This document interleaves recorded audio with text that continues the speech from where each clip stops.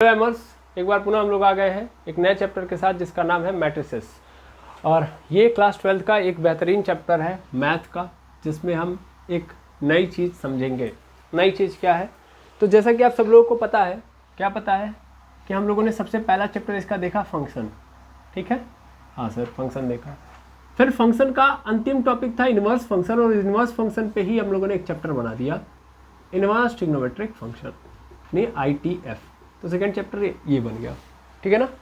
और इसी फंक्शन को फिर और आगे बढ़ाया गया और इनका अरेंजमेंट जब कर दिया गया तो इनके अरेंजमेंट के थ्रू एक नया चैप्टर पैदा हो गया जिसको बोला गया मैट्रिसेस।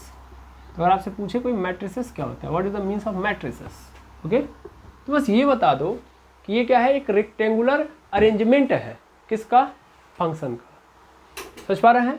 यानी मैट्रिक्स के अंदर क्या हो रहा होगा, मैट्रिक्स के अंदर हम अरेंजमेंट दिखा रहे होंगे, अरे ऑफ यहां पे लिख दो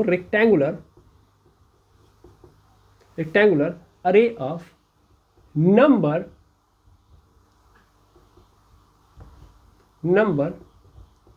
आर फंक्शन।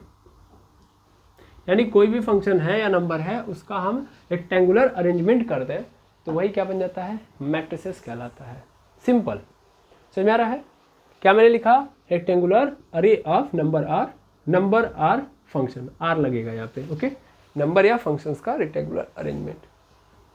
स्पेशली इसका यूज क्यों किया गया है ना, इसके यूजेस की बात की जाए तो मैट्रिक्स अपने आप में बड़ा इंपॉर्टेंट चैप्टर इसलिए माना जाता है क्योंकि इसका उपयोग स्पेशली इसलिए किया गया था ताकि ये जो हमारे पास डाटा है उस डाटा को हम ईजिली यूज कर पाएँ। समझ पा रहे ना? तो डाटा के अंदर जो इन्फॉर्मेशन है उसको आसान बनाने के लिए मैट्रिक्स का यूज किया गया था। समझ में आ रहा है? सबसे पहला काम यही था। लेकिन आज के डेट में मैट्रिक्स जो है वो देशव्यापी है, दुनिया व्यापी है, विश्वव्यापी है, मतलब यानी हर जगह यूज किया जाता है। इसी का एक भाई आएगा, मैट्रिक्स से ही निकलता हुआ इसका एक भाई आएगा जो कि आपको नेक्स्ट चैप्टर में मिलेगा, और डिटर्मिनेंट्स होगा वो, ठीक है ना। डिटर्मिनेंट्स सेम कहानी रहेगी, उसमें भी अरेंजमेंट दिखाया जाएगा, लेकिन मतलब बदलते गए, मतलब बदल जाएगा। मतलब क्या बदलेगा, ध्यान से समझना। जैसे मैट्रिक्स और डिटर्मिनेंट्स में देखोगे ना, जैसे अगर डिटर्मिनेंट्स देख लिए तो डिटर्मिनेंट्स देखोगे तो 1 2 3 4 5 6 7 8 9 ऐसे मैंने रख दिया और केवल इस तरीके से मॉड ऑफ वाला साइन लगा दिया तो डिटर्मिनेंट्स कहलाएगा। लेकिन अगर ऐसे ही 1 2 3 4 5 6 7 8 9 अगर मैंने ऐसे लिख दिया और यहाँ पे क्या लगा दिया, ऐसे ब्रैकेट वाला साइन यहाँ पे लगा दिया तो क्या बन गया, मैट्रिक्स। बस सिंपल है, ये मैट्रिक्स है, ये डिटर्मिनेंट्स, इतना फर्क है। सच पा रहे हैं? इतना सही फर्क है। तो इसका मतलब सर मैट्रिक्स और डिटर्मिनेंट्स में ज़्यादा फर्क है नहीं, क्योंकि दोनों सेम अरेंजमेंट दिखा रहे हैं। मतलब ये भी अरेंजमेंट दिखा रहा है, ये भी अरेंजमेंट ही दिखा रहा है, इसमें भी लाइन से लिखा गया, इसमें भी लाइन से लिखा गया, तो अरेंजमेंट ये भी है, अरेंजमेंट ये भी है, लेकिन इसका थोड़ा सा मतलब अलग हो जाता है, इसका मतलब अलग हो जाता है। लेकिन स्टार्टिंग कहाँ से हो रही है, यहीं से। क्या हो रहा है इसमें, समझ में आ रहा है? मेनली इसका यूज क्या करने के लिए किया गया था, मेनली इसका यूज जो था इसलिए किया गया था ताकि हम जो दी गई इन्फॉर्मेशन उसको आसान बना पाए, है ना। जैसे आप ही अपने घर में क्या कर रहे हैं, बहुत सारे डाटास को देख रहे हैं, एक रिलेटेड डाटा, जैसे सपोज करिए आप कपड़ा वगैरह खरीदने गए, है ना, या चलिए कपड़ा खरीदना कौन से बड़े डाटा यहाँ से मिलेगा। सपोज करिए आप किसी कपड़े की दुकान पर और कपड़े के मालिक, मतलब उस दुकान के मालिक हैं, ऑनर है आपको, तो आपके पास बहुत सारे क्या आ रहे होंगे, कपड़े आ रहे होंगे, है ना। अब अगर आपसे पूछ दिया जाए कि आपके दुकान के अंदर किस टाइप के कौन कौन से कपड़े हैं, किस टाइप के कौन कौन से कपड़े हैं, जैसे सपोज कर लीजिए कि आपसे बोल दिया जाए, मतलब आप ऑनर है तो आपसे बोल दिया जाए कि डेनिम के, मतलब सपोज कर लेना ऐसे एक जनरल कंपनी, कि डेनिम का आपके पास किस टाइप का कौन कौन सा जींस है, तब या तो क्या करें, सबको जाए मतलब खोज के ऐसे निकाल के क्या करें, दिखाएं, या तो जनरली उनको पता होगा। मेनली आप दुकानों के अंदर जाते हैं तो उनको पता होता है कि उनके पास कौन सा डिज़ाइन है, कौन सा डिज़ाइन नहीं है ना। आप दिखाएंगे, आप कहेंगे कि ये वाला कपड़ा आपके पास है, वो तुरंत बता देंगे नहीं है। तो कैसे पता होता है, क्योंकि वो लेके आते हैं, उनको पता होता है, जब खरीदते हैं तभी उनको पता होता है कि ये वाला मॉडल है हमारे पास, ये वाला मॉडल नहीं है। तो एक स्पेशली उनके पास इन्फॉर्मेशन होता है ना। वो इन्फॉर्मेशन वो कैसे करते हैं, एक लिस्ट पे बना के रखे होते हैं, ऐसे ही किसका दाम कितना है ये भी वो देख के बता देते हैं, है ना। तो उसका भी उनके पास क्या होता है, एक बिल होता है, बिल पे एक डाटा क्या करते हैं, कैलकुलेट करके लिख देते हैं। तो मेनली देखो वहाँ पे जो आप देख रहे हो ना कि अरेंजमेंट किया गया डाटा का, वो भी क्या है, मैट्रिक्स ही है। तो मैट्रिक्स ही हो और कुछ नहीं है वो। जब आप अरेंजमेंट कर देते हैं किसका, नंबर्स या फंक्शन का। अब देखो फंक्शन का कैसे, अभी तो नंबर्स दिखा रहा हूँ मैं, जैसे यहाँ पे ऐसा भी हो सकता है कि यहाँ पे लिख दिया जाए साइन एक्स प्लस 2 एंड यहाँ पे लिख दिया जाएगा कॉस एक्स, यहाँ पे 3, यहाँ पे 5, ऐसे भी कुछ करके दे दिया आपको। तो ये भी क्या है, ये भी आपका मैट्रिक्स है। देखो यहाँ पे क्या दिखाई दे रहा है, ये फंक्शन ही तो है, ट्रिग्नोमेट्रिक फंक्शन है कि नहीं है। तो आपको ट्रिग्नोमेट्रिक फंक्शन दिखाई देगा, अलजेब्रिक फंक्शन दिखाई देगा। तो ये देखने पे आपको ये समझ लेना है कि भैया जब भी रेक्टेंगुलर अरेंजमेंट दे देगा नंबर या फंक्शन का, तो इसका मतलब क्या है, मैट्रिक्स है। इसी का बड़ा भाई कौन है, बड़ा भाई इसको बोलो, छोटा भाई मत बोलो। डिटर्मिनेंट्स, डिटर्मिनेंट्स हमको नेक्स्ट चैप्टर में पढ़ना है, मतलब इसके जस्ट बाद उसी को पढ़ना है। तो सबसे पहले इसको डील कर लेते हैं। ओके, स्टार्ट किया जाए। चलो, अब इतनी जानकारी बहुत है इसके बारे में। अब चलिए समझते हैं मेनली इसके बारे में अच्छे ढंग से। तो इसमें सबसे पहली बात आती है ऑर्डर ऑफ मैट्रिक्स। ऑर्डर का मतलब क्या होता है, मान लो जैसे तुम लिख रहे हो, पहले तो इसके बेसिक बारे में, मतलब बेसिक कहानी समझो। इसकी बेसिक कहानी क्या सर, मतलब यहाँ पे आपने एलिमेंट्स रखा है ना, तो यहाँ पे आप एलिमेंट रख रहे हो। सपोज कर लो ये पहला एलिमेंट है, चलो यहाँ पे लिख लो ABCD, 4 एलिमेंट आपने रखे है ना। तो ध्यान से देखिएगा, इसके अंदर 2 चीज़ें आपको देखने को मिलेंगी, एक मिलेगा रो और दूसरा मिलेगा कॉलम, ठीक है ना। अब क्या मतलब है इसका, ये समझा रहा हूँ मैं। रो और कॉलम का मतलब क्या है, रो मतलब क्या होता है सर, ये वाली लाइन, हॉरिजॉन्टल लाइन है ना, और कॉलम मतलब वर्टिकल लाइन, बस सिंपल। तो अगर मैं आपसे पूछूं जैसा कि आपने भाई जस्ट बताया कि अरेंजमेंट कर रहा हूं, मैं क्या कर रहा हूं, अरेंजमेंट। भाई मैट्रिक्स में क्या आ रहा है, अरेंजमेंट आ रहा है, यही तो है मैट्रिक्स, क्या है, अरेंजमेंट है। जैसे आप ही से बोल दिया जाए कि आपके स्कूल के बच्चे, उनको अरेंज करना है फॉर्म में, तो आप कैसे करोगे, उनको उनकी लाइन लगवा दोगे। लाइन मतलब एक रो बना दोगे, है कि नहीं है, एक रो में उनको खड़ा कर दोगे, हो गया अरेंजमेंट, है कि नहीं है। तो यहाँ पे रो अपने आप फॉर्म हो जाएगा जब हम अरेंजमेंट करेंगे, ठीक है ना। अरेंजमेंट आएगी तो अपने आप क्या आ जाएगा, रो अपने आप आ जाएगा, और रो आएगा तो उसके साथ साथ कॉलम भी आएगा। अब वो फर्क होता है कि किस रो से हम देख रहे हैं, किस टाइप से हम देख रहे हैं, है ना। जैसे अगर सपोज कर लो मैं इधर खड़ा हूँ, जैसे मान लो मैं सामने खड़ा हूँ, मैं प्रिंसिपल हूँ, सपोज कर लो मैं प्रिंसिपल हूँ, तो मेरे सामने लाइन खड़ी है, तो मेरे लिए ये रो हो जाएगा, नहीं हो जाएगा, रो हो जाएगा। और अगर मैं साइड से देख रहा हूँ तो अब क्या हो जाएगा, ये कॉलम हो जाएगा, खत्म ना, सिंपल। ऐसे समझ सकता हूँ मैं कि अगर मैं सीधे देख रहा हूँ तो इसको मैं रो बोल सकता हूँ, या सीधे देख रहा हूँ तो इसको कॉलम बोल दूंगा, बगल से देख रहा हूँ तो रो बोल दूंगा। मतलब 2 अलग अलग व्यू आएंगे कि नहीं आएंगे, एक फ्रंट वाला एक साइड वाला, तो 2 अलग अलग व्यू हैं, इसलिए रो और कॉलम आएगा। ओके, मेनली हम लोग अपने भाषा में या मैथमेटिक्स की भाषा में, इंजीनियरिंग की भाषा में, जब भी हम खड़ा कुछ लेते हैं तो उसको कॉलम बोलते हैं। क्यों बोलते हैं, क्योंकि आप घर के अंदर भी कॉलम देखते हो, घर जो बनता है तो उसमें क्या होता है, कॉलम होता है। ये जो खंभा होता है उसी को कॉलम बोलते हैं। और जो बीम ऐसे पड़ता है लेटरल साइड में, है ना, लेटरल तरीके से आपको जो बीम दिखाई देता है छतों के अंदर, ऐसे दिख रहा होगा बीम, तो क्या होता है, रो कहलाता है। खंभा क्या है, कॉलम, और जो ऐसे बीम है उसको क्या बोलते हैं, रो, ठीक है। तो बीम को रो बोलेंगे, खंभे को कॉलम। तो ऐसे यहाँ पे भी तो स्थिति देखने के लिए मिलेगी, एक रो और दूसरा कॉलम। अब आ रहा है समझ में, कॉलम कैसा होता है, खंभा कैसा होता है, खड़िया, तो इसलिए कॉलम, और ये कैसा होता है, बीम, ऐसे होता है लेटरल, लेटा हुआ, तो इसलिए इसको क्या बोलेंगे, रो, ठीक है। अब चलो फटाफट देखो, मैं इस पूरे मैट्रिक्स के अंदर देखूँ तो कितने कॉलम है सर, एक यहाँ पे कॉलम है और एक यहाँ पे, तो 2 कॉलम है। और रो देखा जाए तो कितने हैं, एक रो यहाँ पे है तो R1 और ये है R2, समझ में आया कि नहीं है, ये है आपका रो और कॉलम, ठीक है। अब इसके अंदर एलिमेंट्स हम फिल करेंगे, तो जैसा कि मुझे पता है कि हमेशा मुझे दिखाना पड़ेगा कि कौन सी पोजीशन पे कौन चीज़ है। जैसे मान लो यहाँ पे A है, फिर B है, फिर C है, फिर D। अच्छा एक काम करो, फिर से देख लो, मान लो यहाँ पे मैंने एलिमेंट्स फिल किए, यहाँ पे ABCD नहीं, 1 2 3 4 5 6 7 8 9, ठीक है, 7 8 9, ऐसा कुछ आपको देखने को मिला, ठीक है। इसमें कितने रो हैं, इसमें कितने रो हैं, रो है 3, कॉलम भी कितने हैं, 3, ठीक है ना। ये पता चल गया ना, ये कौन सा है, कॉलम 1, ये कॉलम 2, ये कॉलम 3, ये क्या है, ये रो 1, ये रो 2, और ये क्या है, रो 3, समझ आ रहा ना। तो ये बेसिक कहानियाँ हैं जिसको आपको समझना चाहिए।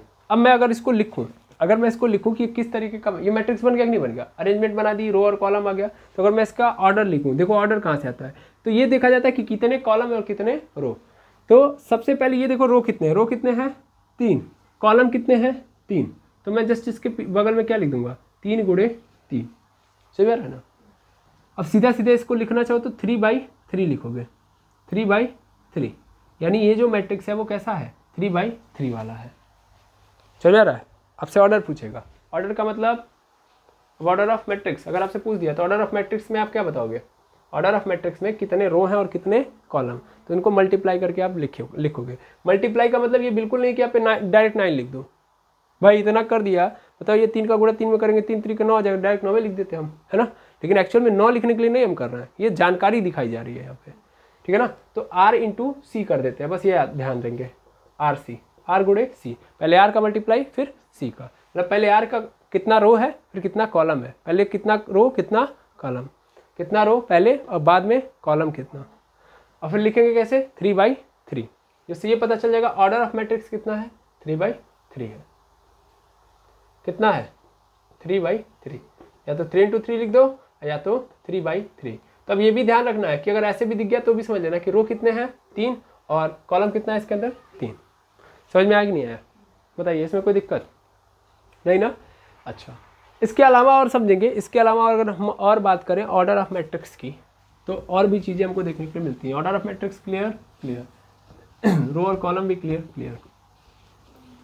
अब जैसा कि मैं अगर ऑब्जर्व करूं कि मुझे अगर ऑर्डर ऑफ मैट्रिक्स पता है, जैसे मुझे बोल दिया कि कुछ एलिमेंट्स हैं वो कुछ ऐसे हैं कि 4/5 वाले हैं, 4/5, तो 4/5 का मतलब समझ पा रहे हैं, 4/5 का मतलब एक ऐसा मैट्रिक्स है जिसके अंदर 4 ठो रो है और 5 कॉलम है, ठीक है ना। तो अब बनाना है मुझे, तो कैसे करूँगा, तो मैं सबसे पहले ना देखो कितने रो बनाने हैं मुझे 4, तो 1 2 3 4, 4 बार मैंने ए ले लिया, तरीका बता रहा हूँ। कॉलम कितने बनाने हैं 5 ठो, तो ए ए ए ए ए ए ए ए, यहाँ भी ए ए ए और यहाँ भी ए, टोटल कितने हो गए 5, बन गए 5। चलो अब यहाँ पे फटाफट लिख दो 4 into 5, 4/5 का बन चुका है मैट्रिक्स। अब आपने सर सब ए लिख दिया, ए लिख दिया, तो ए से नहीं ना काम चलेगा, इसमें क्या करना पड़ेगा, मुझे इसे इनपुट देना पड़ेगा। देखो ध्यान से देखो, यहाँ पे क्या होगा, यहाँ पे 1 होगा, फिर यहाँ पे क्या लिखोगे 1, यानी ए के जस्ट बगल में लिखो, ये पहला है, ध्यान से देखो, पहले रो और पहले कॉलम का पहला एलिमेंट है, यानी ये जो एलिमेंट है कौन स्थान पे है सर, पहले रो और पहले कॉलम में है, ये पहले रो और दूसरे कॉलम में, ये पहले रो और तीसरे कॉलम में, ये पहले रो और चौथे कॉलम में, ये पहले रो और पांचवें कॉलम में। भाई ये कॉलम 1 है, कॉलम 2 है, कॉलम 3 है, कॉलम 4 है, कॉलम 5 है, ये है ना, ये क्या है, रो 1 है, रो 2 है, रो 3 है और रो 4 है ना। यहाँ पे देखो ये दूसरा रो का दूसरे रो और पहले कॉलम में है ना, ये कहाँ है, ये दूसरे रो दूसरे कॉलम में, ये कहाँ है, दूसरे रो तीसरे कॉलम में है, ये दूसरे रो चौथे कॉलम में, ये दूसरे रो और पांचवें कॉलम में है, ठीक है। ये तीसरे रो पहले कॉलम में, ये तीसरे रो दूसरे कॉलम में, ये तीसरे रो तीसरे कॉलम में, ये तीसरे रो चौथे कॉलम में, ये तीसरे रो पांचवें कॉलम में, ये चौथे रो पहले कॉलम में, ये चौथे रो दूसरे कॉलम में, ये चौथे रो तीसरे कॉलम में, चौथे रो चौथे कॉलम में, चौथे रो पांचवें कॉलम में। समझ में आया, ठीक। तो ये हमने क्या लिख दिया, एलिमेंट्स का लोकेशन, ठीक है ना। अब इससे क्या पता चला आपको, इससे ये पता चला कि अगर आपको लाइफ में कभी ऐसे दे दे कि यहाँ पे A51, तो इसका मतलब क्या है, इसका मतलब ये क्या है, ये है कि पांचवें रो के पहले कॉलम में हमको इसे पुट करना पड़ेगा, है ना। ये एलिमेंट कहाँ पे है, अब समझ में आ गया ना। अब इससे क्या फायदा हुआ, इससे फायदा ये हो कि अब मुझे आराम से ये पता चल जाएगा किसी का भी डाटा, जैसे मान लीजिए हमको ऐसे दे दिया कि यहाँ पे A21 है और इसकी वैल्यू कितनी है 3, सीधा सीधा ऐसे दे दिया, समझ में आ रहा है। तो मैं आराम से अगर मुझे 3 रखना होगा, मतलब ऐसे होगा ना कि मुझे एलिमेंट्स दे के और बोले कि अब मुझे एक मैट्रिक्स बनाना है, तो मैं बना लूंगा, बिल्कुल मुझे लोकेशन दे देगा, काम चल जाएगा, है ना। तो मुझे इसको कहाँ रखना है सर, दूसरे रो के पहले कॉलम में, बस खत्म, ठीक है। अब मैं उस जगह पर उठा के किसको डाल दूंगा, 3 को डाल दूंगा, ओके। यानी इसका मतलब अगर कोई मैट्रिक्स है ए, ठीक है ना, तो इस मैट्रिक्स ए को मैं AIJ के फॉर्म में लिखूंगा, यानी इसके एलिमेंट्स को मैं AIJ के फॉर्म में लिख दूंगा, ठीक है ना। इसमें I क्या है, I belongs to number of row and J is the column, ये किसको दिखाएगा, कॉलम को दिखाएगा। क्या समझ में आ गया, नहीं आ गया, ये समझ में आ गया। ये 4/5 का है। अच्छा एक बात तो समझ में आ गई, ठीक। अच्छा ध्यान से देखो, मुझसे बोला था 4/5 का मुझे मैट्रिक्स बनाने के लिए, थोड़ा एक बार ध्यान से ऑब्जर्व करो, इसके अंदर टोटल कितने नंबर ऑफ एलिमेंट है। सर 1 2 3 4 5 6 7 8 9 10 11 12 13 14 15 16 17 18 19 20 कितने हैं 20 एलिमेंट है ना। और अगर ध्यान से देखें तो 4 का गुणा हम 5 में कर दें तो भी 20 मिल जाएगा।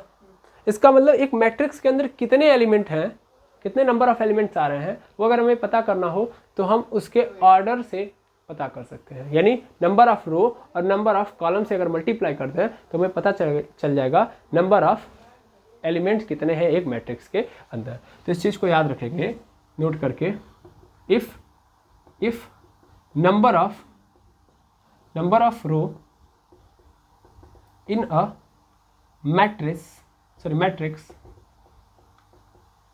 अच्छा देखो यहाँ पे मैं दो चीज़ों में कंफ्यूज करता हुआ नजर आ रहा हूँ आपको। एक कभी बोल रहा हूँ मैट्रिक्स है ना, एक कभी मैट्रिक्स बोल रहा हूँ, एक कभी मैं मैट्रिसेस बोल रहा हूँ, तो इसमें कंफ्यूज नहीं होना है। ये क्या है, सिंगुलर फॉर्म है, ये प्लूरल फॉर्म है, बात एक ही हो रही है, ठीक है। If number of row in a matrix is m and number of column in a matrix is n, then number of element in a matrix will be m into n, सीधा सीधा। और ऐसे ही ऑर्डर भी दिखा देंगे, ठीक है ना। क्लियर है, क्या ये बात समझ में आ गई? ये तो मैंने अभी जस्ट आपको समझा दिया। तो आई होप आपको ये समझ में आ गया होगा कि इसका मतलब क्या होता है। ओके, तो अगर कोई भी मैट्रिक्स हमारे सामने रखेगा तो हम कैसे रिप्रेजेंट करेंगे, इस मैट्रिक्स को रिप्रेजेंट करेगा। अच्छा ये थोड़ा सा मिस्टेक हो गया, हम हमेशा एलिमेंट्स को स्क्वायर ब्रैकेट के अंदर डालते हैं, ठीक है ना। स्क्वायर ब्रैकेट के अंदर हम किसको रखेंगे, एलिमेंट्स को। भाई एलिमेंट किस में है, इसी में तो है। तो एक मैट्रिक्स है तो उसके अंदर जो एलिमेंट्स आएंगे वो AIJ के फॉर्म में होंगे और AIJ जो होगा मेरा स्क्वायर ब्रैकेट में होगा। अब इसी के जस्ट बगल में हम क्या कर सकते हैं, m क्रॉस n लिखेंगे। m क्रॉस n क्या बताएगा, एक्चुअल में ये बताएगा ऑर्डर ऑफ क्या, मैट्रिक्स, है ना। ये ऑर्डर ऑफ मैट्रिक्स भी बता देगा और number of element in the given matrix ये भी बता देगा। अगर मैं मल्टीप्लाई कर दूंगा तो नंबर ऑफ एलिमेंट मिल जाएंगे, और अगर मैं साधारण तरीके से लूँ तो ये मेरा रो है और ये क्या है, कॉलम है। यहाँ से भी हो जाएगा, हाँ या ना, क्लियर है कि नहीं है। हाँ, अब दूसरी शर्त यहाँ पे सुननी पड़ेगी। शर्त क्या है कि जो i होना चाहिए वो मेरा 1 से greater than or equal to बड़ा, मतलब 1 से क्या होना चाहिए, बड़ा या बराबर होना चाहिए, लेकिन m से क्या होना चाहिए, छोटा होना चाहिए। समझ में आ रहा है। अब ये क्या मतलब है, इसको समझेंगे। यहाँ पे क्या लिखा गया, i जो होगा मेरा, i यहाँ पे i वो मेरा m से छोटा या उसके बराबर होना चाहिए, और 1 से क्या होना चाहिए, हमेशा बड़ा या उस 1 के बराबर होना चाहिए। मतलब जैसे मान लो मैंने लिख दिया 4 क्रॉस 5, मतलब कोई मैट्रिक्स है 4,5 है ना, यानी 4 कॉलम है उसके अंदर, सॉरी हाँ 4 रो है और 5 कॉलम है, और मुझसे बोला गया कि इसके अंदर एक एलिमेंट है 5,1 क्या एग्जिस्ट करेगा। मतलब बोला कि देखो एक मैट्रिक्स, ऐसे सिंपल समझो, एक मैट्रिक्स है जो 4/5 वाला है, 4 रो 5 कॉलम वाला है, ठीक है ना। इसके अंदर एक तो एलिमेंट रखना है, कौन सा है वो एलिमेंट, 6,2 है ना, 6/2, यानी छठे रो के दूसरे कॉलम में हमें इस एलिमेंट को रखना है और इसकी वैल्यू है 8। थोड़ा जल्दी से जाओ तो रख के चले आओ। इसका मतलब हमको बेवकूफ़ बना रहा है, पॉसिबल है नहीं है। क्यों नहीं पॉसिबल है, इसमें 4 रोए है, आई छठे रो में रखने की बात कर रहा है, कोई मेरा नहीं आ रहा। तो ये गलत बोला नहीं बोला, गलत बोल गया ना। अब अगर इसका कंपेरिजन करूँ मैं, किससे कंपेरिजन करूँ, AIJ से, तो एक्चुअल में इसने i के जगह पे 6 रखा था कि नहीं रखा था, समझ में आ रहा है। और कंडीशन क्या है हमारे i के लिए, i की जो कंडीशन ये है कि i हमेशा m से छोटा या इसके बराबर हो सकता है, i छोटा या m के बराबर हो सकता है, लेकिन बड़ा नहीं हो सकता। और यहाँ पे देखो यही तो मेरा m है और यही मेरा क्या है, n है। तो क्या हो गया, यहाँ पे i 6 आ चुका है जो कि m से यहाँ पे बड़ा दिखा रहा है। तो i is greater then m, it is not possible, possible हो ही नहीं सकता। और 1 से हमेशा क्या होना चाहिए, बड़ा या 1 के बराबर, यानी 2 हो सकता है, 3 हो सकता है, समझ में आ रहा ना। यानी इस कंडीशन में जो i की वैल्यू होगी वो या तो 1 होगी और या तो 4 होगी, या तो 2 होगी या तो 3 होगी, इसके अलावा कुछ ऑप्शन नहीं है। क्या इसके अलावा ऑप्शन है, 0 आ सकता है i की वैल्यू, नहीं। 5 आ सकता है i की वैल्यू, नहीं, ठीक है। अब ऐसे ही जे की भी कहानी है, जे की भी सेम कहानी दी गई है, जे भी सेम कहानी रिपीट करेगा, है ना। जे भी क्या होना चाहिए, वो 1 से क्या होना चाहिए, बड़ा या उसके बराबर होना चाहिए, और क्या होना चाहिए, n से छोटा या उसके बराबर होना चाहिए। तो ये 2 कंडीशंस हैं, इसको मैं यहाँ पे लिख दे रहा हूँ, इसको बड़े अच्छे से लिख लेंगे कि I is less than or equal to m and greater than or equal to 1, j is greater than or equal to less than or equal to n and greater than or equal to 1। ठीक है, ये note करके लिख लेंगे, समझ में आया ना, ये बात याद रखेंगे। इससे आपको क्या फ़ायदा मिलेगा, इससे फ़ायदा मिलेगा ना, इससे क्या फ़ायदा मिला मैंने बता दिया, आपको कोई भ्रमित नहीं कर सकता। अगर आपको मैट्रिक्स बनाने के लिए एलिमेंट दे रहा है तो आपको ये पता रहेगा कि एग्जिस्ट करेगा कि नहीं करेगा, वो उस मैट्रिक्स के अंदर जाएगा कि नहीं जाएगा, ठीक है ना, या उस मैट्रिक्स का ये एलिमेंट है कि नहीं है। ओके। अब यहाँ तक की बातों में कोई दुविधा या कोई समस्या बता सकते हैं, नहीं है, कोई दुविधा या समस्या नहीं होनी चाहिए। चलो, तो मेनली हमको कभी भी एक मैट्रिक्स देगा तो कैसे देगा, देखना, एक मैट्रिक्स का स्टैंडर्ड फॉर्म था वही जो आपको अभी मैंने दिखाया। तो एक मैट्रिक्स ऐसे हमको दे सकता है, कैसे दे सकता है, अगर हमको यहाँ पे लिख दिया A is equal to AIJ और इसको रखा स्क्वायर ब्रैकेट के अंदर और यहाँ पे लिख दिया M क्रॉस N, ठीक है ना। तो इसका मतलब समझिएगा, इसका मतलब ऐसा कुछ होगा कि जब मैं अगर इसको बना रहा हूँ, अच्छा यहाँ पे फिर से कंडीशन लिख लीजिएगा, I is less than or equal to M and greater than or equal to 1, I is less than or equal to N and greater than or equal to 1, ये लिख देंगे बट डाल के। अब मैं अगर यहाँ पे बनाऊँ तो A इज इक्वल टू क्या मिलेगा, A इज इक्वल टू हमको मिल जाएगा A11, A12, A13, है ना, ऐसे मिलते जाएगा, A14 कहाँ तक जाएगा बताइए,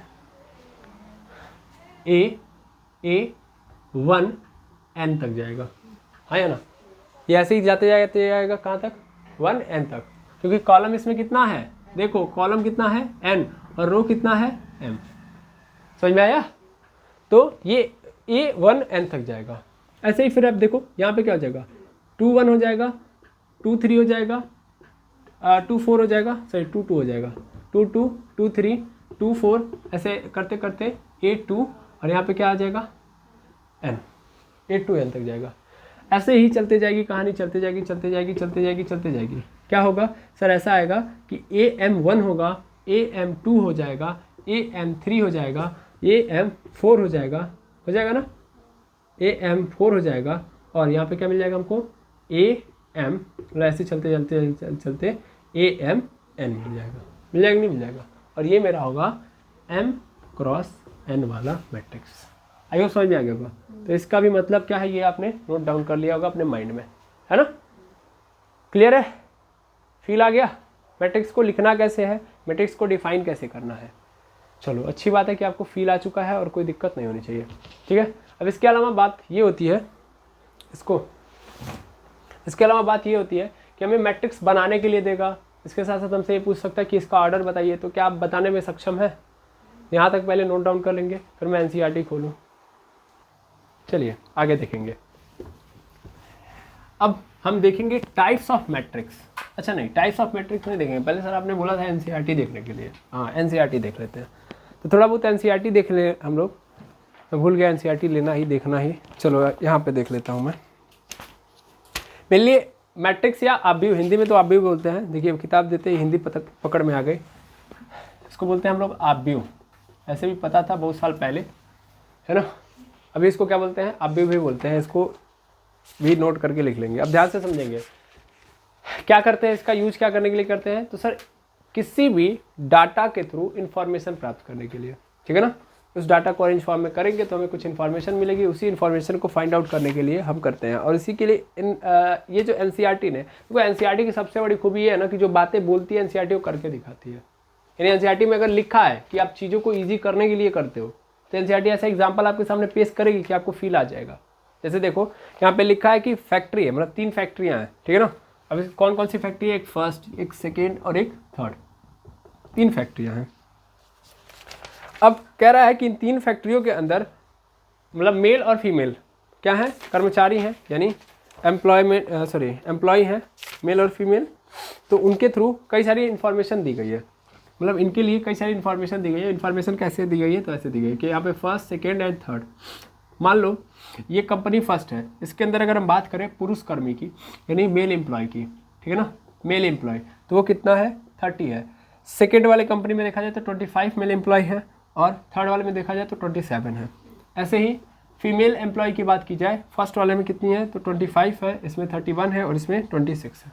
ठीक है, तो कह रहा है कि उपरोक्त सूचना को, मतलब जो गिवन इंफॉर्मेशन है उसको एक मैट्रिक्स के अंदर आपको क्या करना है, मैट्रिक्स के अंदर आपको कन्वर्ट करना है। और उसके साथ साथ इसने ये भी बोला है कि तीसरी और दूसरी पंक्ति दूसरे स्तंभ वाले प्रविष्टि क्या प्रकट करते हैं, इसको आपको बताना है। ठीक है ना, अब ध्यान से समझिएगा, ध्यान से समझिएगा। मुझे इसका क्या बनाना है, 3/2 वाला एक मैट्रिक्स तैयार करना है।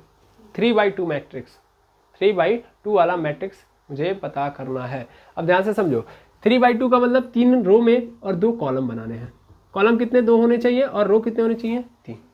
ठीक है ना, तो अब मैं कैसे बनाऊं इसको, क्या ये जो लिखा गया है वो अपने आप में ही क्या है, सही है कि नहीं है। इसी को उठाओ, इसी को रख दो यहाँ पे 30, 25, 27, फिर यहाँ पे 25, 31, 26, यही है कि नहीं है। तो मेरे लिए क्या बन गया, यहाँ पे मैट्रिक्स बन गया कि नहीं बन गया, और यहाँ पे क्या लिख दो, ए इज इक्वल टू हमको मैट्रिक्स मिल गया, मिल गया। अब क्या क्वेश्चन था, क्वेश्चन ये था, सॉरी इसके बाद में क्या था कि तीसरी पंक्ति और दूसरे स्तंभ वाली प्रविष्टि क्या प्रकट करती है। ध्यान से सुनेंगे, तीसरी क्या होनी चाहिए, पंक्ति, पंक्ति यानी रो, और दूसरा कॉलम। ठीक है ना, दूसरा स्तंभ यानी कॉलम। ठीक है, तो अगर मैं सही फॉर्मेट में बोलूँ तो ये हमसे क्या बोल रहा है, एक्चुअल में 3-2 पूछ रहा है, A32 पूछ रहा है, A32 पूछ रहा है। A32 कौन सा होगा, तो ये क्या होगा, ये सर मेरा A11 होगा, A12 हो जाएगा, ये A21 हो जाएगा, ये A22 हो जाएगा, ये A31 हो जाएगा और ये 32 हो जाएगा। तो यही तो है ना। अब ये क्या बता रहा है, बताओ ये क्या बता रहा है, एक्चुअल में ये बता रहा है कि तीसरी कंपनी में, थर्ड कंपनी में कितनी फीमेल है ना, यही तो बता रहा है। ये A32 क्या बता रहा है कि थर्ड कंपनी में कितनी फीमेल है, इससे यही तो पता चल रहा है। इस पे जो एलिमेंट है वो यही तो बता रहा है, देखो यही तो उठा के रखे हो, ये फीमेल एम्प्लॉय ही तो थी। सेकंड कॉलम में कौन है, सब फीमेल एम्प्लॉय, फर्स्ट कॉलम में कौन है, मेल एम्प्लॉय, है कि नहीं है। तो ये जो तीसरे नंबर पे या सीधा सीधा बोला जाए A32 जो है वो हमें थर्ड कंपनी के अंदर कितनी फीमेल है इनके बारे में जानकारी दे रहा है। तो देखो मिल गया कि नहीं मिल गया, इसीलिए मैट्रिक्स का यूज करते हैं। ओके, देखो डिटर्मिनेंट्स का यूज थोड़ा सा एक्स्ट्रा ऑर्डिनरी हो जाएगा, है ना, थोड़ा सा वहाँ पे हम लोग लीनियर इक्वेशन को सॉल्व करने के लिए करेंगे, लेकिन मैट्रिक्स का जो बेसिक पर्पस था वो इसीलिए था ताकि हम क्या कर पाएँ, आसानी से इन्फॉर्मेशन किसी भी डाटा का निकाल पाए अगर हम उन्हें रेक्टेंगुलर फॉर्म में अरेंज कर देते हैं। ठीक है ना, समझ में आ गया। ठीक, अब ध्यान से सुनिएगा, अब लिखा है सेकंड एग्जांपल। सेकंड एग्जांपल में लिखा गया कि कोई मैट्रिक्स है जिसके अंदर 8 एलिमेंट्स हैं, तो पूछ रहा है हमसे इसके कितने कोटियां होंगे। कोटियां मतलब ऑर्डर, इंग्लिश में इसको क्या बोलते हैं, ऑर्डर, हिंदी में इसको क्या बोलते हैं, कोटि। समझिएगा ध्यान से, यहाँ पे है, ये पहला एग्जाम्पल था, एग्जाम्पल नंबर 1 लिख लीजिएगा। देखिए मैं यही नहीं लिखा जो लिखना चाहिए था। एग्जाम्पल नंबर 2, अब देखिए एग्जाम्पल नंबर 2 कह रहा है कि टोटल कितने एलिमेंट हैं, टोटल नंबर ऑफ एलिमेंट कितने हैं, टोटल नंबर ऑफ एलिमेंट है हमारे पास 8, है ना, टोटल नंबर ऑफ एलिमेंट हमारे पास 8 है। तो क्वेश्चन वाले ने ये पूछा है कि कितने हमारे पास ऑर्डर हो सकते हैं, यानी कितने ऑर्डर की मैट्रिक्स बन सकती है अगर 8 एलिमेंट को लेके चलो मैं। तो जैसा कि मुझे पता है टोटल नंबर ऑफ एलिमेंट कैसे मिलता है एक मैट्रिक्स का, m क्रॉस n करने पे, है ना, m का मल्टीप्लाई n करने पे मुझे 8 मिल जाता है कि नहीं मिल जाता है ना। और ये m जो है वो रो बताता है और n क्या बताता है, कॉलम। ठीक है ना, और एक्चुअल में हम इनका यूज़ ऑर्डर बताने के लिए भी करते हैं। अगर मैं ध्यान से देखूँ तो मुझे 8 लेके आना है, तो m की जगह पे मैं क्या लिख सकता हूँ, सर m की जगह पे 1 और n की जगह पे मैं अगर 8 ले लूँ तो 1 इंटू 8 करूँगा तो भी क्या आ जाएगा, 8 आएगा। तो मेरा सबसे पहला जो ऑर्डर हो सकता है वो 1,8 हो सकता है ना। एक तो ऑर्डर मेरा क्या हो सकता है 1,8। क्या मेरी बात समझ पा रहे हैं, है ना। तो पहला जो ऑर्डर बनेगा, सॉरी 1,8 क्यों बोल दिया, 1 क्रॉस 8 बनेगा, है ना, यानी 1/8, क्रॉस नहीं बोलोगे, 1/8, एक तो ये बन गया। दूसरा क्या बना सकता हूँ मैं, सर 2,4, है ना, यानी 2 क्रॉस 4, यानी 2/4 वाला बना दो, 2/4। अच्छा, इसके बाद फिर मैं क्या बनाना चाहूँ तो और बना सकता हूँ, बिल्कुल 4/2, है ना, ऐसे ही सॉरी 4/2 और फिर 8/1, है कि नहीं है। तो ये सब के सब क्या है, ऑर्डर है। कितने ऑर्डर बन सकते हैं? इतने ही ऑर्डर बन सकते हैं ना। क्या इसके अलावा कोई पॉसिबल ऑर्डर है? इसके अलावा कोई पॉसिबल ऑर्डर नहीं है। ओके, बस ऐसे आपको समझ लेना है। ऐसे ही मेरे पास सपोज कर लो बोल दिया कि टोटल नंबर ऑफ एलिमेंट कितने हैं? 9 है। तो पॉसिबल ऑर्डर कौन कौन से होंगे? तो एक हो जाएगा 9/1, दूसरा हो जाएगा 1/9, है ना, तीसरा हो जाएगा 3/3 और चौथा हो जाएगा, चौथा पॉसिबल ही नहीं है, पॉसिबल ही नहीं है। पॉसिबल है तो 3 ही बन सकते हैं। तो अगर नंबर ऑफ एलिमेंट दिए हों और उनसे पॉसिबल ऑर्डर ऑफ मैट्रिक्स पता करना हो तो बता सकते हैं। ठीक, तो सेकेंड वाले ने हमें ये एग्जाम्पल के रूप में समझा दिया। अब थर्ड एग्जाम्पल से सीखिए क्या दिया गया है। थर्ड एग्जाम्पल, ये एग्जाम्पल नंबर 2 था। थर्ड एग्जाम्पल,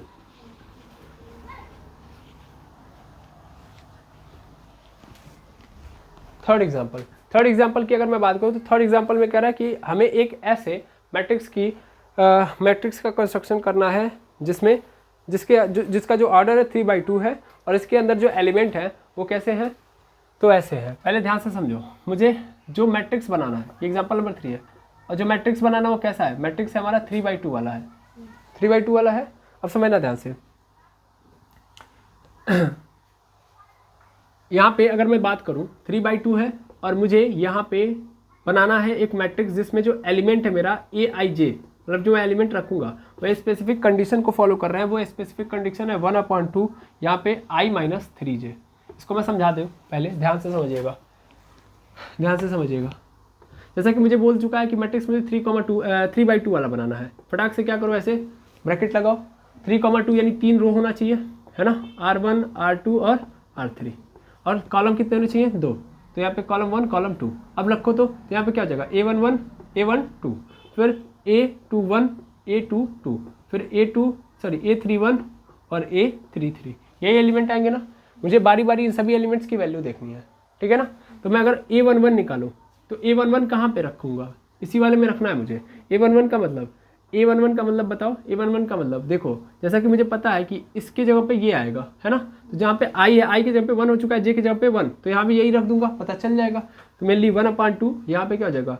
1 - 3 × 1 हो जाएगा।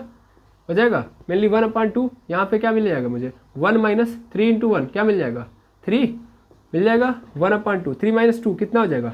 यहाँ पे देखना -2, और चूंकि ये मोड ऑफ लगा है तो जाहिर सी बात है यहाँ पे जब बाहर आएगा तो कैसा आएगा? प्लस में आएगा, तो यानी 1/2 × 2 कैंसिल आउट हो गया, क्या मिल गया? 1। तो A11 मिल गया। तो यहाँ पे मैं अगर रखना चाहूँ तो मिटा के क्या लिख दूंगा? डायरेक्ट 1। आप मिटाइएगा मत, क्योंकि मिटेगा नहीं आपसे, ठीक है ना।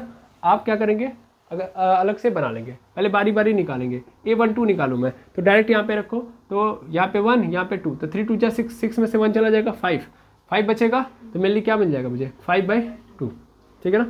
A21 निकालूँ मैं तो यहाँ पे क्या हो जाएगा? 2 - 3 बन जाए 3, तो 2 - 3 कितना हो जाएगा? -1, मेरे लिए मिल जाएगा हमको 1/2। तो A22 निकालूँ अगर मैं तो यहाँ भी 2 यहाँ भी 2, 3 × 2 = 6, 6 में से 2 घटाएंगे कितना बचेगा? -4, यानी सीधा 2 आ जाएगा।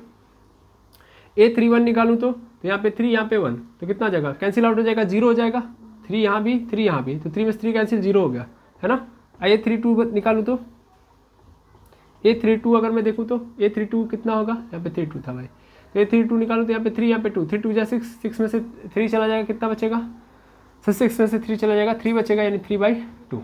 अब इसको फिल कर दो, फिल करोगे, यहाँ पे एक काम करो, A11 बना और यहाँ पे बना के रख दो। तो मेरे लिए क्या आ गया मेरा?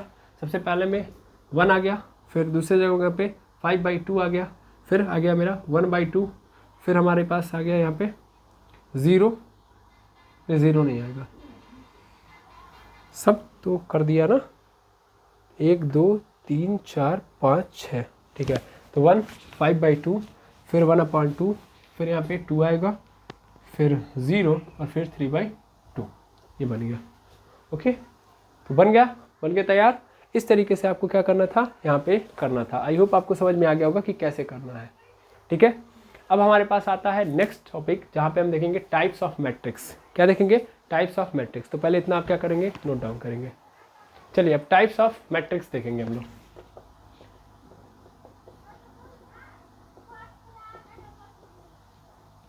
टाइप्स ऑफ मैट्रिक्स हमारे पास कई सारे टाइप का होगा। सबसे पहला हमारे पास आएगा, फटाफट देख लेंगे, कॉलम मैट्रिक्स मतलब सिंगल वन कॉलम हो, बस एक कॉलम है तो इसका मतलब क्या बोलेंगे, कॉलम मैट्रिक्स। यानी ऐसे समझ सकते हो कि अगर कोई मैट्रिक्स है जिसमें केवल और केवल एक कॉलम है, ठीक है ना, तो सिंगल कॉलम वाला मैट्रिक्स, ठीक है, खत्म, बस। सेकेंड नंबर पे आ जाओ। सेकेंड नंबर पे क्या, रो मैट्रिक्स, ठीक है ना। रो मैट्रिक्स का मतलब ऐसा मैट्रिक्स जिसमें सिर्फ और सिर्फ क्या हो, एक रो हो, ओनली वन रो, ठीक है ना, यानी ऐसा कुछ हो, ए बी सी, ठीक है, ठीक। थर्ड नंबर पे आ जाओ। थर्ड नंबर पे हमारे पास कुछ ऐसा मैट्रिक्स आ गया जिसे हम स्क्वायर मैट्रिक्स बोलते हैं। स्क्वायर मैट्रिक्स में क्या होता है, स्क्वायर मैट्रिक्स लिख लो पहले। स्क्वायर मैट्रिक्स में क्या होगा कि जितने नंबर ऑफ कॉलम है उतने ही नंबर ऑफ रो हो जाए, तो उसे हम क्या बोलेंगे, स्क्वायर मैट्रिक्स बोलेंगे। स्क्वायर मैट्रिक्स मतलब जितने नंबर ऑफ कॉलम जितने उतने ही नंबर ऑफ रो, ठीक है ना, नंबर ऑफ कॉलम जितने उतने ही नंबर ऑफ रो। ऐसे समझ सकते हो कि यहाँ पे ए, यहाँ पे बी, यहाँ पे सी, यहाँ पे डी, क्या ये 2/2 का है, 2/2 का है, तो इसका मतलब ये भी क्या स्क्वायर मैट्रिक्स हो गया, है ना। तो ये स्क्वायर मैट्रिक्स है मेरा। 3/3 का हो, 4/4 का हो, 5/5 का हो, 6/6 का हो, यानी m और n की वैल्यू क्या होनी चाहिए, बराबर, यानी m बराबर होना चाहिए n के, तो इसको हम क्या बोलेंगे, स्क्वायर मैट्रिक्स बोलेंगे, ठीक है ना। स्क्वायर मैट्रिक्स में कहानी उत्पन्न होती है, इस कहानी को समझ लीजिएगा, उस कहानी को ध्यान से देखिएगा। ये जो देख रहा है ना, स्क्वायर मैट्रिक्स की कहानी ये है। स्क्वायर मैट्रिक्स कभी भी रहेगा तो ये जो कोने के एलिमेंट है, मेनली क्या है कि रो और कॉलम ने नहीं पैदा किया था, कोई भी मैट्रिक्स है वैसे तो समझ लो, मेनली ये जो आपको दिख रहा है ना, ये एक्चुअल में क्या है, ये एक्चुअल में डायगोनल कहलाते हैं। क्या कहलाते हैं, डायगोनल, ठीक है ना। ये कौन सा है, ये A11 है और ये क्या है, A22 है ना। तो A11 और A22 क्या है, डायगोनल कहलाता है, डायगोनल ऑफ मैट्रिक्स। जब कभी भी क्या रहेगा, जब कभी भी एक स्क्वायर मैट्रिक्स रहेगा तो उसके अंदर क्या पाए जाएंगे, डायगोनल मैट्रिक्स पाए जाएंगे, ठीक है, सॉरी डायगोनल पाए जाएंगे, डायगोनल, ये डायगोनल है मैट्रिक्स का। अब चौथे नंबर पे आता है हमारे पास डायगोनल मैट्रिक्स। नाम में इसी का आ गया, खुद है ना, पहले छुपते छुपाते आया था, इस बार सीधे सीधे आ गया। तो अगर कोई स्क्वायर मैट्रिक्स है, इसमें सबसे पहली बात तो यहाँ पे कोई स्क्वायर मैट्रिक्स होना चाहिए। स्क्वायर मैट्रिक्स मतलब number of row and number of column क्या होना चाहिए, इक्वल होना चाहिए। तो मैंने कोई स्क्वायर मैट्रिक्स लिया है ना, if square matrix B is equal to, कोई मैट्रिक्स है, मान लेता हूँ कि यहाँ पे समथिंग कुछ है, ठीक है ना, समथिंग कुछ ऐसा है, यहाँ पे लिख दे रहा हूँ, यहाँ पे B, कि भाई ध्यान से देखना, यहाँ पे A11 है, ये 0, यहाँ भी 0, A22 है, यहाँ पे भी 0, और यहाँ पे 0, यहाँ भी 0, A33 है। समझ में आ रहा है, ध्यान से देखो। तो जो डायगोनल वाले वो जिंदा है, बाकी सब मर गए हैं, यानी सिर्फ डायगोनल वाले एलिमेंट 0 नहीं है, बाकी सब के सब क्या है, 0 है। तो इन्हें हम क्या बोलते हैं, डायगोनल मैट्रिक्स, यानी सिर्फ जिसमें डायगोनल जिंदा हो, है ना, नहीं सिर्फ ये डायगोनल होता है, इसको ध्यान में रखेंगे, ठीक है ना, यही डायगोनल है। क्लियर है कि नहीं है। तो सिर्फ डायगोनल वाले जिंदा हो गए तो डायगोनल मैट्रिक्स, सिर्फ कॉलम जिंदा है तो कॉलम वाले मैट्रिक्स, सिर्फ रो जिंदा है, रो मैट्रिक्स। स्क्वायर मतलब number of column and number of row same होना चाहिए। लेकिन ध्यान देना, डायगोनल मैट्रिक्स किसको बोलेंगे, एक स्क्वायर मैट्रिक्स को ही बोलेंगे यदि बाकी उसके जो एलिमेंट्स है वो 0 हो जाए, सिर्फ डायगोनल एलिमेंट क्या है, 0 ना हो, नॉन 0 हो, है ना। ये diagonal of matrix of square matrix non 0, then it is called diagonal matrix. Okay, अब यहीं से आ जाता है स्केलर मैट्रिक्स। क्या जाता है, स्केलर मैट्रिक्स। चलो यहाँ पे देख लेना, स्केलर मैट्रिक्स किसे बोलेंगे, सेम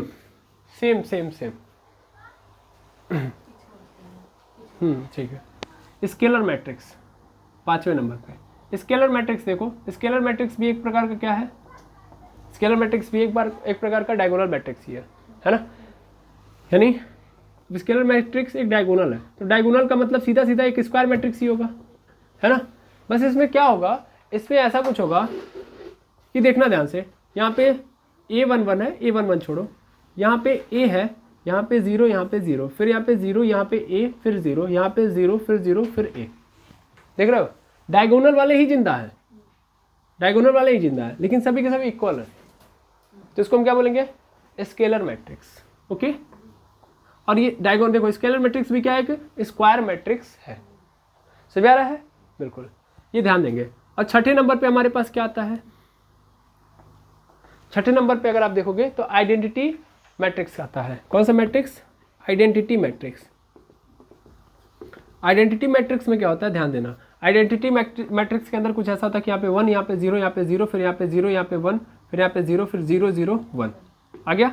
ये क्या मेरा है, आइडेंटिटी मैट्रिक्स। अगर डायगोनल सबके सब स्क्वायर मैट्रिक्स क्या हो जा रहे हैं, 1। यहाँ पे ध्यान देना, यहाँ पे डायगोनल स्क्वायर मैट्रिक्स बाद में क्या बनता है, डायगोनल स्क्वायर ही क्या बनता है आपका, स्केलर स्क्वायर ही क्या बनता है आपका, आइडेंटिटी। लेकिन फर्क क्या समझ में आ रहा है ना, डायगोनल मैट्रिक्स में क्या होगा, सिर्फ डायगोनल, यहाँ पे अलग अलग होंगे।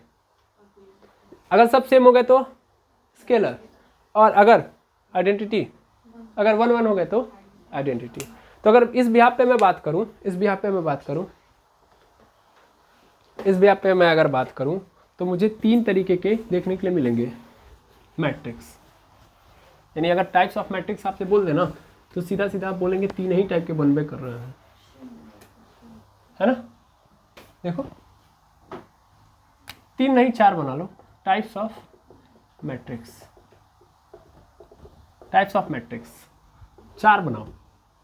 सबसे पहला आप 0 बना लो, 0 या नल, इसको मैंने बताया नहीं, ऐसा मैट्रिक्स जिसके अंदर नंबर ऑफ एलिमेंट ही 0 हो, ठीक है ना, तो नल है ये, पहली बात।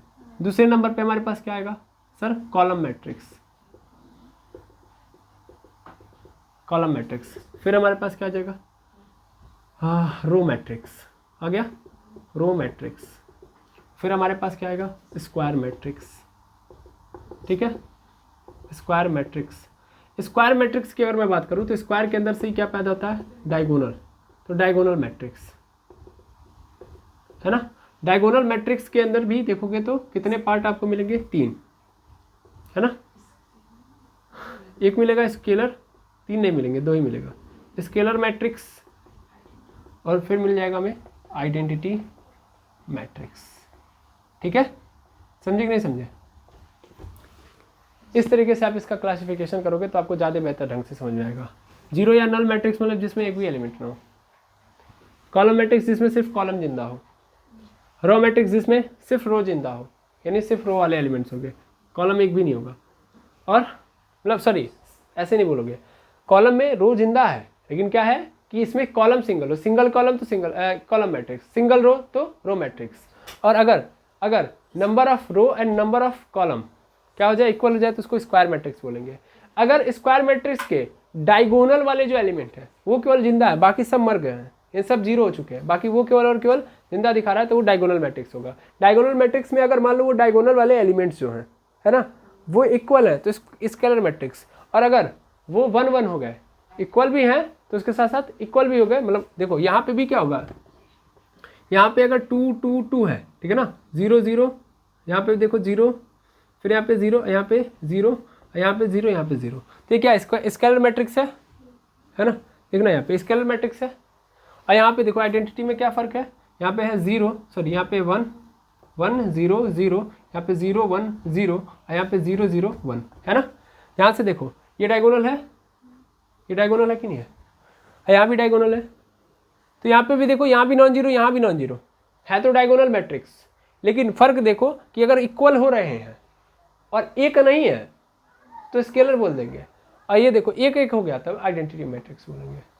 लेकिन अगर मैं ध्यान से देखूँ आइडेंटिटी मैट्रिक्स को तो क्या स्केलर मैट्रिक्स नहीं है, ये एक स्केलर मैट्रिक्स भी है। आइडेंटिटी मैट्रिक्स क्या है, स्केलर मैट्रिक्स है, क्योंकि स्केलर मैट्रिक्स की कहानी कहती है कि डायगोनल सभी क्या होने चाहिए, इक्वल होने चाहिए, सेम होने चाहिए, ठीक है ना। डायगोनल एलिमेंट्स जो है वो सेम होने चाहिए, इक्वल होने चाहिए। तो यह आइडेंटिटी मैट्रिक्स भी तो वही दिखा रहा है ना। तो आइडेंटिटी मैट्रिक्स एक प्रकार का स्केलर मैट्रिक्स भी है। ओके, आइडेंटिटी मैट्रिक्स पैदा कहाँ से हुआ था, तो डायगोनल से पैदा हुआ था। आई होप यहाँ तक बातें समझ में आ गई होंगी, ठीक है। ठीक, अब ध्यान से सुनेंगे जो बातें इंपॉर्टेंट हैं आपको समझने वाली। जैसे ये तो हमने बेसिक बातें कर ली, अब थोड़ी सी मज़ेदार बातें हम करते हैं। जैसे कि यहाँ पे देखेंगे स्क्वायर मैट्रिक्स के अंदर या डायगोनल मैट्रिक्स देखो सबसे पहले स्क्वायर मैट्रिक्स के अंदर। हाँ, स्क्वायर मैट्रिक्स से स्टार्ट करते हैं। स्क्वायर मैट्रिक्स में क्या होगा, m बराबर क्या हो जाएगा n। डायगोनल मैट्रिक्स की अगर बात करोगे तो डायगोनल मैट्रिक्स में अगर आप बात करोगे तो आई और जे कभी बराबर नहीं होंगे। I is equal to not J, I is equal to not J. Reason behind it, क्योंकि जे कभी, जे जो है ध्यान से आप देखेंगे, देखिए जब कभी भी मतलब ऐसा कभी सिचुएशन ही नहीं आएगा कि आई और जे एक साथ आ रहे हैं और वो बराबर बराबर आ जाए। देख रहे हैं? नहीं देख रहे हैं? तो फिलहाल में आप इसको नोट करिए, फिर बता रहे हैं, नहीं तो भीड़ पूरी बढ़ जाएगी। एक बार देख लीजिए। तो जो मैं बताने वाला था उसको देख लीजिएगा कि स्क्वायर मैट्रिक्स के अंदर जो बी आई जे आप निकालोगे, बी आई जे का मतलब क्या, पहले मैं समझा दूँ। बी आई जे का मतलब मैं जो मैट्रिक्स लिया हूँ, सपोज कर लो वो ए के फॉर्म में लिया हूँ तो ए आई जे, ठीक है ना, ए I J low, B I जे नहीं। बी के फॉर्म में लोगे तो बी आई जे होगा, सी के फॉर्म में लोगे तो सी आई जे होगा। तो मैं मान लेता हूँ कि जो ए आई जे है स्क्वायर मैट्रिक्स के लिए, कंडीशन देखना, ए आई जे होगा जो, वो एक्चुअल में जीरो होगा। कब जीरो होगा? कब जीरो होगा? जब i is equal to not J होगा। जब i और j बराबर नहीं होगा तब तक वैल्यू क्या होगी? जीरो।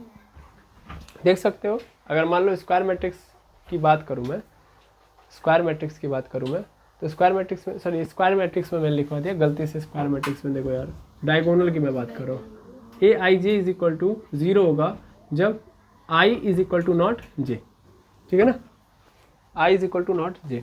जब i और j बराबर नहीं होंगे तब तक हमको वैल्यू क्या मिलेगी? जीरो। जैसे अगर हम इस मैट्रिक्स की बात करें तो ये कौन सा है, ये बताओ, ये 1 और 2, मतलब ये मिलेगा आपको a2 2 पे, सॉरी a1 2 पे, और यहाँ पे a1 3। तो यहाँ पे देखोगे तो यहाँ पे क्या है? 1 और 2 है, और यहाँ पे 1 और 3 है। जबकि यहाँ पे देखोगे तो क्या है? 1 और 1 है कि नहीं है? तो क्या नजर आ रहा है? 1 और 1 पे क्या जीरो हो रहा है? नहीं, एलिमेंट दे रहा है। लेकिन जब 1 और मतलब क्या बोलते हैं, आई और जे बराबर नहीं है, यानी नंबर ऑफ रो और नंबर ऑफ कॉलम बराबर नहीं है, ठीक है ना, जो नंबर है रो और नंबर है कॉलम के वो बराबर नहीं है, तो उस केस में हमको वैल्यू क्या मिलेगी? जीरो मिलेगी। ये डायगोनल की कहानी है, ठीक है ना। स्केलर वाले में क्या होगा? वही कहानी होगी, ए आई जे बराबर होगा जीरो के जब आई is equal to not J होगा, क्योंकि उसी से पैदा हुए हैं ये। तो सेम प्रॉपर्टी आपको देखने को मिलेगी। लेकिन इसके साथ साथ ध्यान से सुनिएगा, अगर मान लीजिए ए आई जे जो है वो बराबर is equal to not zero होगा, कब? जब i is equal to J होगा। जब i इज इक्वल टू क्या होगा? जे होगा। यानी i और j बराबर होंगे तो ए आई जे की वैल्यू क्या होगी? जीरो के बराबर नहीं होगी। जैसे 1 1 पे देखो i और j बराबर है, तो यहाँ पे वैल्यू हमारी क्या नहीं होगी? जीरो नहीं होगी। तो उस केस में हमको जो मिलेगा वो एक्चुअल में कोई कॉन्स्टेंट नजर आएगा। स्केलर के लिए ये देखो, ये के नजर आ रहा है, कोई कॉन्स्टेंट। और आइडेंटिटी के लिए देखो तो आइडेंटिटी के लिए भी सेम होगा, है ना। यहाँ भी A I J is equal to zero होगा जब i is equal to not J होगा। लेकिन ए आई जे जो है वो 1 हो जाएगा जब i बराबर होगा j के, ठीक है ना। ये आइडेंटिटी के लिए है। तो जब i और j की वैल्यू बराबर, तो उस केस में ए आई जे की वैल्यू क्या मिलेगी? मुझे 1 मिलेगी, ठीक है ना। i और j की वैल्यू जब बराबर रहेगी तो एलिमेंट क्या मिलेगा? मुझे 1 मिलेगा। i और j की वैल्यू अगर बराबर नहीं रहेगी तो उस केस में मुझे 0 मिलेगा, ठीक है। ये समझाना था मुझे। तो आई होप आप टाइप्स ऑफ मैट्रिक्स समझ गए होंगे। अब टाइप्स ऑफ मैट्रिक्स समझ गए तो इसके बाद हमको क्या बोलते हैं, इक्वालिटी ऑफ मैट्रिक्स पढ़ना है, जहाँ पे हम दो मैट्रिक्स की समानता देखेंगे। तो हम नेक्स्ट क्लास में डिस्कस कर रहे होंगे। आज की क्लास के लिए इतना ही, मिलते हैं नेक्स्ट वीडियो में। Thank you very much. बस।